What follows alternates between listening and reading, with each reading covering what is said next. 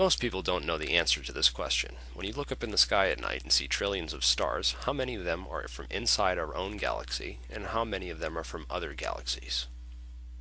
The answer is, all of them are from this galaxy alone. All other galaxies appear as but a speck in the distant cosmos of space. Nuclear physicist Michio Kaku refers to a classification system for alien civilizations based on a Type 0, Type 1, Type 2, and Type 3 graduation scale, 3 being the most advanced. This would be a civilization with intergalactic capabilities. This means they have the technology to travel to other galaxies. A Type 2 civilization is one that has mastered interstellar space travel. This type can leave their home star and begin colonizing other stars within their own galaxy. The Empire from Star Wars is not a Type 3 as Michio Kaku claims. It is actually an Orwellian Type 2, but we'll get back to that later.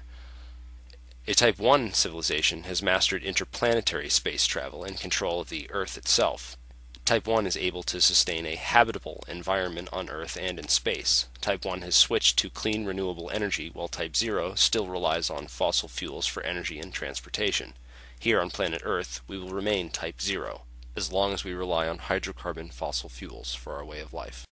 Before I can even begin to talk about all the really cool stuff that would exist in a Type 2 or Type 3 civilization, we have to concentrate on how to make the most crucial and difficult step of all, from Type 0 to Type 1. In physics, every single thing in the universe, including people, do only two basic things. They move and they interact. Physics is the study of energy and motion. Motion is half of physics, which makes it half of everything that anything physical ever does.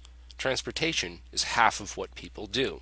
They go places, and the technological capabilities of our transportation systems themselves is half of what defines us on the scale of civilizations. The other half is energy and information capabilities. The Internet is a Type 1 information system, which has a telephone and library built into one. The Internet is our first step towards this rather difficult graduation from being a Type 0 to being a Type 1. In the galactic neighborhood, it means the difference from being a complete zero to actually being someone. Type 0 global transportation systems rely on passenger jets, which use kerosene, a hydrocarbon fuel, for energy.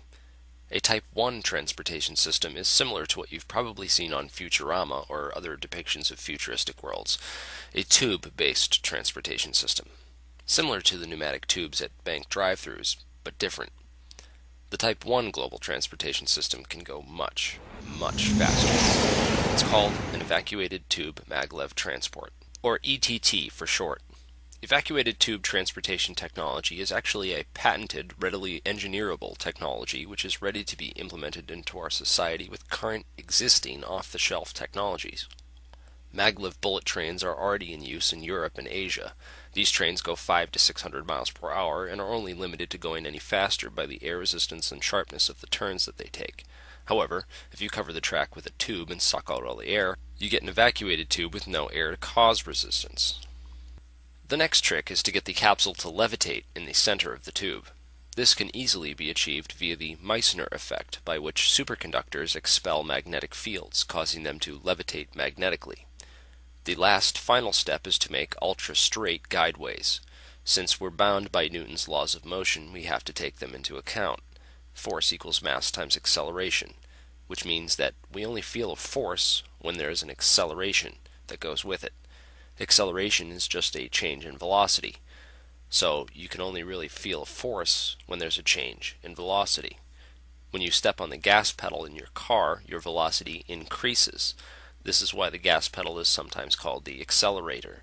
When you're traveling in a car going 70 miles per hour, do you feel any different than you do standing still, other than the vibrations from the tires on the road? What if you gently apply the brakes and lower your velocity? You may feel a tiny force.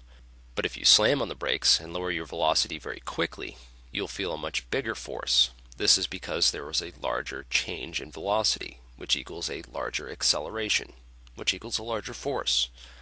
You can't feel a velocity. You can only feel a change in velocity. So there's nothing preventing us from traveling 4,000 miles per hour as long as we don't change that velocity too quickly. In fact, spaceship Earth is orbiting the Sun at tens of thousands of miles per hour right now, but due to the laws of relativity, we don't notice anything. Turning requires a change in velocity, which is known as centripetal acceleration. If we multiply this acceleration by a mass, we can get a force. The force of gravity is 1 g of acceleration, and humans can endure 1 or 2 g's comfortably as long as the direction of acceleration doesn't change too rapidly up or down. Roller coasters reach as high as 5 or 6 g's, but not everyone enjoys riding them as much as some. So in order for passengers to ride comfortably on ETT, we need to place this constraint on the forces in our equations to tell us how large our turning radius needs to be based on our velocity.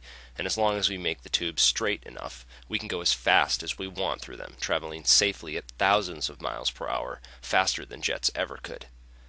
At such incredibly high speeds, we can also increase the frequency of traffic, which equates to an 80-lane superhighway fitting inside a single tube. The system would be completely automated, so there would be no backups or delays due to accidents or human driving error. Egg factories handle millions of eggs per day using automated machines, which break far less eggs than human workers would otherwise. Computer automation is what allows Homer Simpson to run the entire Springfield nuclear power plant from a single chair. Of course, he's just a cartoon character, but you get the idea. 40,000 people die each year from automobile accidents in America. That's 115 a day. Automated mass transportation systems not only save lives, but they completely eliminate stoplights and traffic jams. Imagine living in warm, sunny Los Angeles and commuting daily to New York City with only a 45-minute commute. Imagine ordering Chinese food from China. Imagine 2-hour worldwide travel on demand at a fraction of the cost of an airline ticket. I can't even begin to list the benefits this type of transportation system would have on all aspects of human life and interaction, our economy, society, and world peace. Just think, an ETT backbone stretching across the US, up through Canada, Alaska, over the Bering Strait, down through China, across India, up through Europe, and finally to Britain. It would connect all the world's major population centers, free us of our addiction to hydrocarbon fuels, and could run completely on renewable solar and wind energy, built along the infrastructure of the track itself. Windmills could run vacuum pumps, while superconducting rails could transmit global electric power far more efficiently than high-tension wires. Evacuated tube transport is the transcontinental railroad of the future, and just like the one of the past, it will lead the world out of the current economic conditions by boldly creating unprecedented environmental, social, and economic returns. This will usher in a platinum age of global prosperity for generations to come. Zeitgeist Addendum mentioned the evacuated tube maglev system when they talked about Jack Fresco and the Venus Project. If we fail to make the step from Type 0 to Type 1, we will die.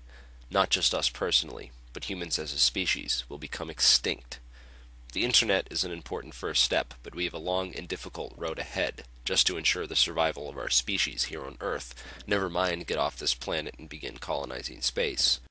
Before I end this video, I'd like to take some time to critique Michio Kaku's final comments about global government and the so-called terrorists. I have read Michio Kaku's books. I've also read all of George Orwell's books, dozens of books on terrorism, 9/11, and globalization. So when I hear Professor Kaku talk about the need for a one-world government and who he thinks the terrorists really are, I can't help but wonder how much research he has really done on these issues. Has he read George Orwell's 1984 or Aldous Huxley's Brave New World? I'm pretty sure he's read that one. But if you want to talk about an accurate depiction of a futuristic world, you have to consider the good and the bad.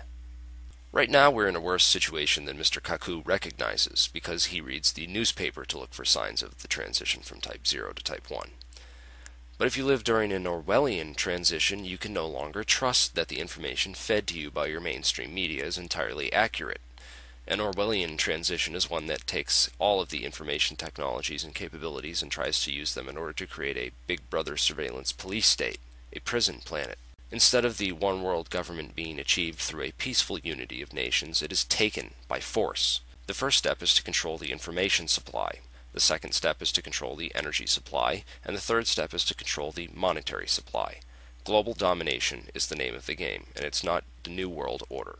It's the old world order desperately trying to maintain control throughout the transition. Either they fail to understand that we will never make the transition to Type 1 as long as they hold us back, or they are purposely trying to hold us back for their own personal benefits. According to Michio Kaku's own definition, this would make them the terrorists. Unfortunately for them, the internet has blown a huge hole in the first step towards an Orwellian world by exposing all the steps that they have taken and are currently preparing to take. In the process of this, they have drawn many, many people's attention to what they are doing, and have gone through great efforts to confuse people of exactly what they are doing and what to actually do about it. The main difference between a utopia and an abomination of a utopia is the direction in which the surveillance cameras are pointing. In a free one-world government, there is no need for state secrets, so there's no reason that the government cannot share all its information with the public openly and willingly. Instead of having the people under constant surveillance by the government, a true utopia would have the government under constant surveillance by the people. So go film Big Brother and tell people about et3.net. Thanks for watching. The age of shadows has